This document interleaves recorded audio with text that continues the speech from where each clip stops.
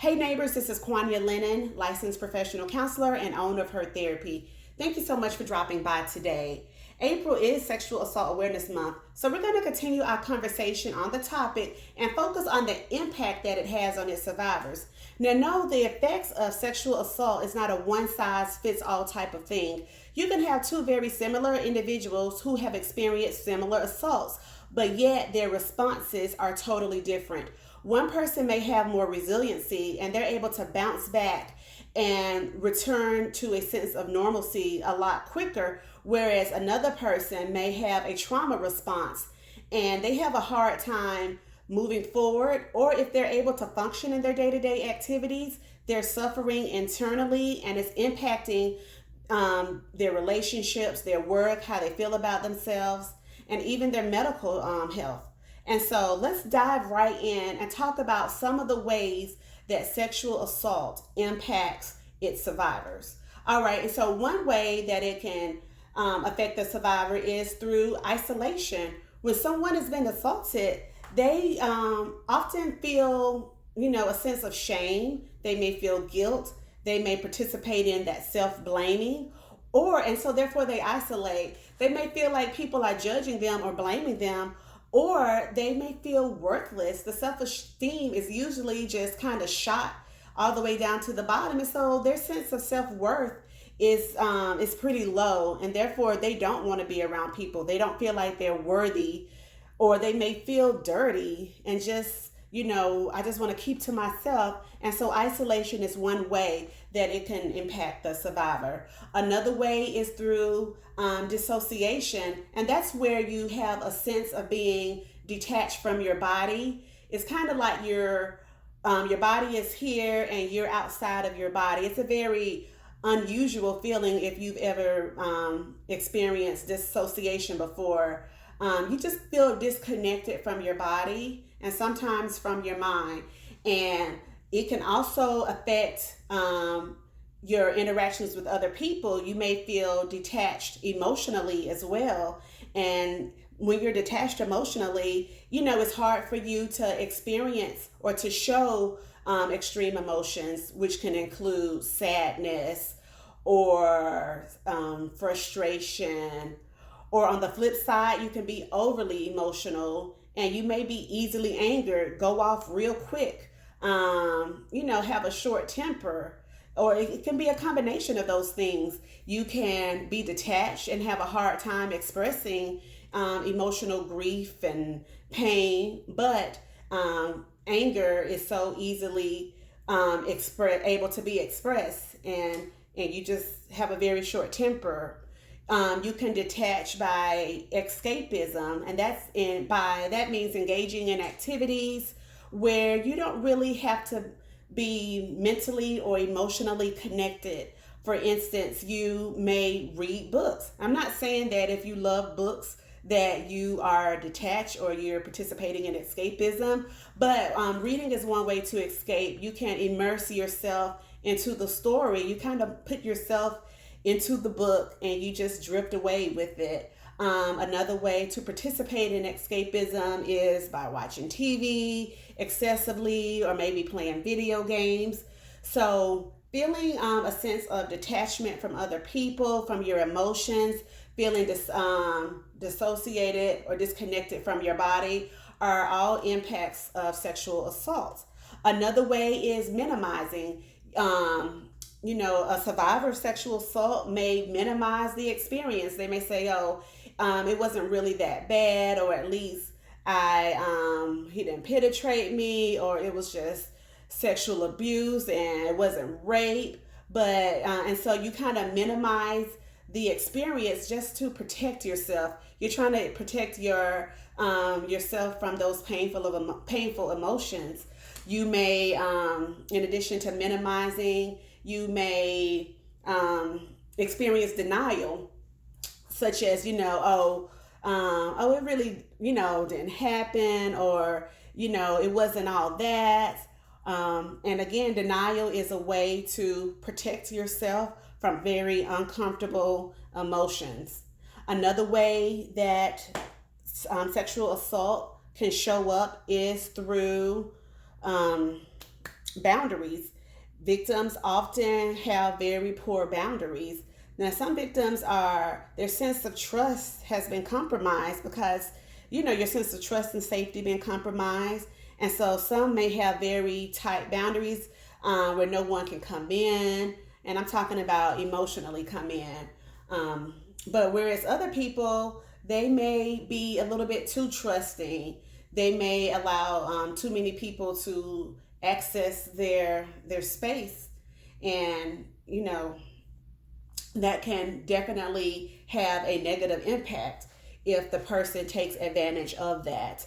Another way is through anesthesia, and that's kind of like a numbing, especially in situations where you are raped, for instance, or maybe molested or touched or fondled against your consent. And so the area on your body where that occurred, you can become physically numb, and so sex can be very uncomfortable for you.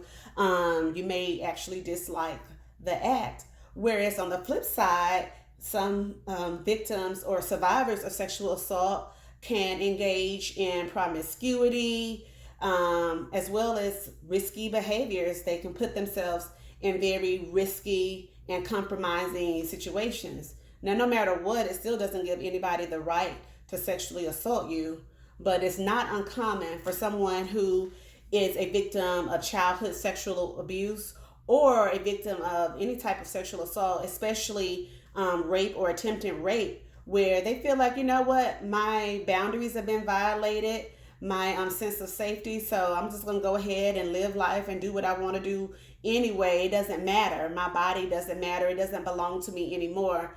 And so they engage in risky behaviors because remember, the self-worth is just rock bottom. They don't feel good about themselves. And so they engage in those behaviors. Now, sexual assault can cause problems sleeping, insomnia. You may have an easy time falling asleep, but maybe you can't stay asleep, or maybe vice versa, or even both. Now, for people who experience insomnia, not getting enough sleep can impact your weight. It can impact your mood, how you interact with people. It can impact your overall health. It can lead to other physical issues.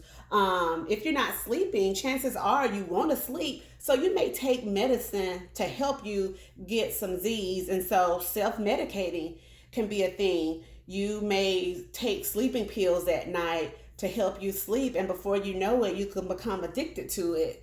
Some people self-medicate through alcohol, through recreational drugs, prescription meds. And so they want to numb the emotional turmoil that they're experiencing. And so by drinking, turning up, that's a way for them to just disconnect from what they're feeling and what they're experiencing. Now, some other physical symptoms that show up as a result of sexual assault can include anxiety and panic attacks. So with anxiety, it's physiological. So you may, of course, experience the fear of, of not being safe, that someone is after you. In places where you used to feel safe and comfortable, you may no longer feel safe. You may have this impending sense of doom that you're just waiting for something to happen. You don't have any peace of mind. You just worry, bad nerves, like, people used to say. But that's a real thing, not having that peace. And so panic attacks, and you may not have full-blown panic attacks, but rapid heartbeat or heart rate, where your heart is like pounding out of your chest. And sometimes it can be for no apparent reason, like everything is chill, but your heart rate is going up. You may have a hard time breathing, problems with your stomach. And if these issues are ongoing, if your body and if your mind is telling your body that you're in a state of danger and it's preparing you to fight, our fight flight response, if it's constantly activated, then it's going to impact your physical health.